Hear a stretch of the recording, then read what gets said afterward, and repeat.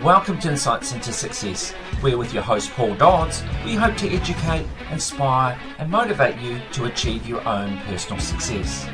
We talk to guests from all around the world from a variety of walks of life to hear the realities of their own journey to success.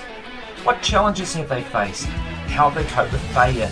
And what have been the keys or will be the keys to their own success?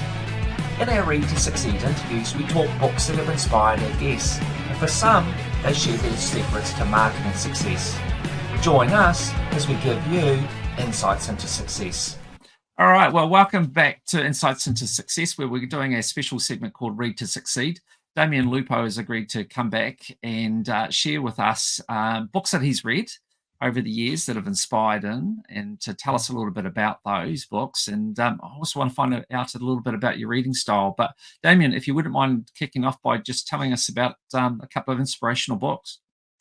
Yeah, so one of the most inspirational books that I ever read was a book called Mastery by George Leonard. There's actually a couple different books called Mastery, one by Robert Greene. This one on Mastery is by a guy that was a martial artist before he passed away, same as me, same art, Aikido. And it's the mastery, that the process in life and business, and that most people don't really understand. They're just going for the thing. We've talked about in the past, you and I, about the process or the outcome. And mastery is not about an outcome. It's about this, like, you're never going to achieve mastery. You're absolutely going to be in the process of mastery.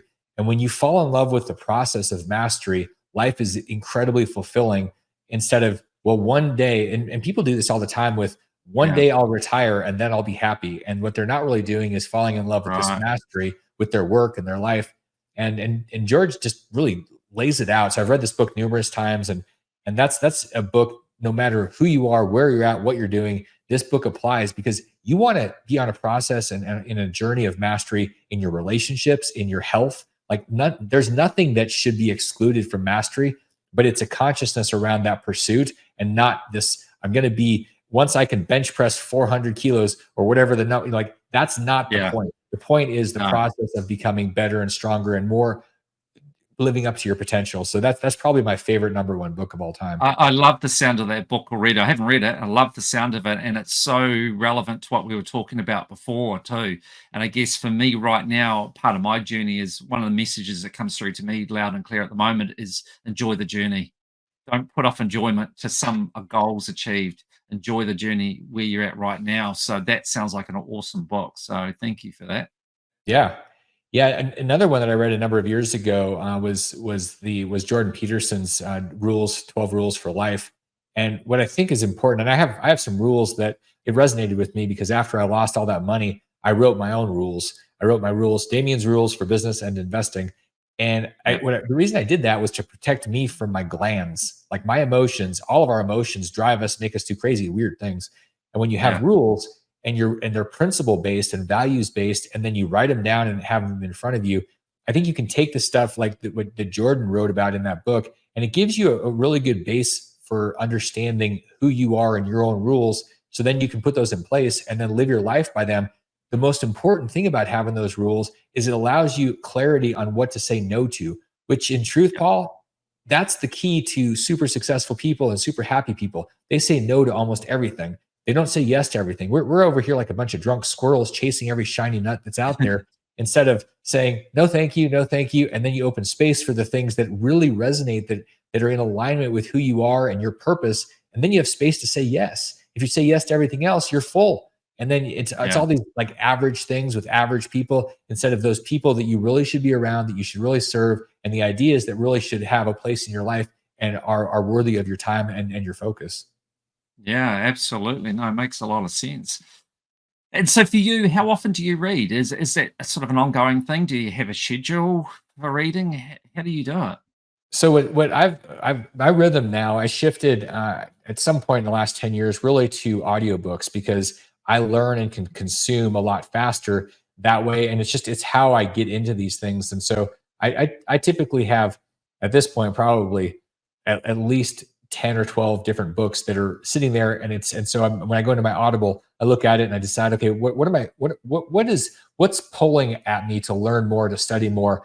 I've been studying Rich Cooper's Alpha Unplugged a lot. I've read that book 6 times in the last 18 months, which is I mean, reading a book more than once is a lot, and then you do it six Yeah. times in less than 2 years, and just really studying books. I look at books now more as a place to study. When somebody says, I read 50 or 100 books in the last year, that's not impressive to me. It's like, yeah, I can fly through books, but what did you take away?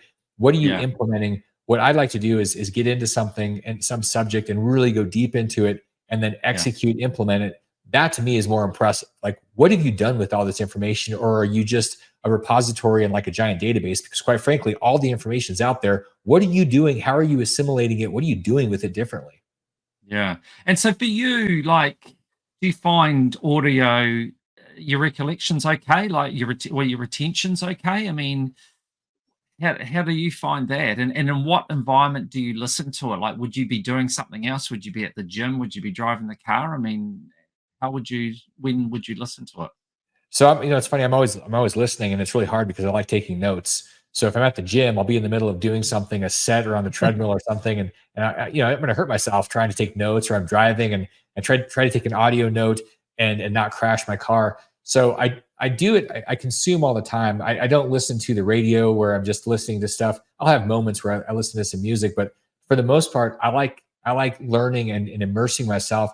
And one of the best ways to learn anything is to teach it. So you learn it and you take it and Yeah. you do something with it and then you share it, and that's the Yeah. cycle of learning that's so powerful. If you just listen to it, you're going to actually retain something like less than 5% of it. When you Yeah. start doing something, it's like martial arts. If I just read you a book or showed you some videos, you'd remember 1%, 2%. But if I put you in a Yeah. dojo and you're doing it, going through it, you're going to retain it and it's going to become a part of you. And that's the intention with teaching and sharing and exploring and practicing these principles in business and in Yeah. life, is you actually become them. That's the difference. So if you're not doing that, it's almost pointless to even read the book. Yeah, yeah. So that's why too you'll read a book multiple times because you want to delve deep and get as much out of it as you can, and then you go out and share it with other people to help reinforce your learning. Yeah, not only do I share it, but I mean, I'll share it by creating teaching platforms around it, and I'll bake the information there into my own life and experience. What's crazy too is listening to. I read a book called The Way of the Superior Man recently, and I'd read it about 10, 15 years ago, and it was like I'd read it. I was reading it for the first time because I had changed over a period of time, and I was hearing it differently. Same words, but I was.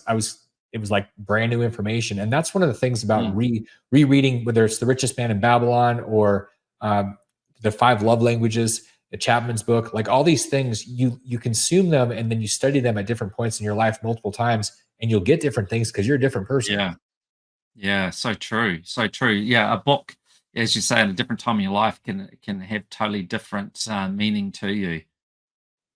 And That's when right. you listen to audio, do you listen to it at normal speed or yeah, one and a half times?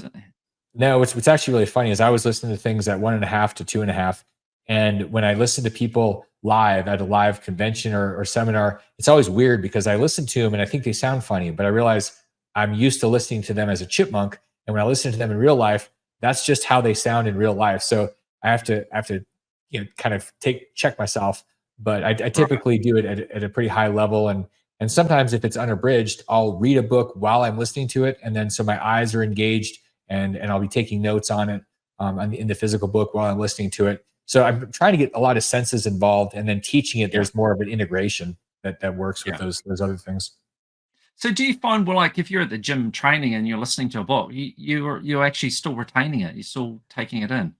I do, and part of that is I stop it a lot, and I'll take notes and jot things down. So I'm not just sitting there unconsciously letting it go into. Like, some people think if you play a book while you're sleeping, it's going to come into your cerebral cortex or something. And while that may be true to a certain extent, I I actually am consciously thinking about it. I want it to be in my subconscious and my superconscious and in like all my Yeah, consciousness. So I'll tend to stop things a lot, write down notes, and it'll be follow up stuff that I want to think about and tag things and yeah, maybe go back to that part of the book at a later date. yeah. Wow. Sounds impressive. Yeah, it makes absolute sense. And I think one of the things you touched on, which is so true, is if you read something to then go share it and potentially teach other people, just helps you to retain and learn yourself. And the same thing really with writing a book.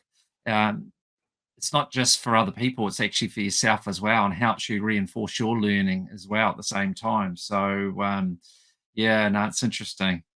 Anyway, well, thank you so much, Damien. I really appreciate you taking the time. It's been super interesting. Happy to do it, and look forward to learning more from you in the future. Awesome. Thank you.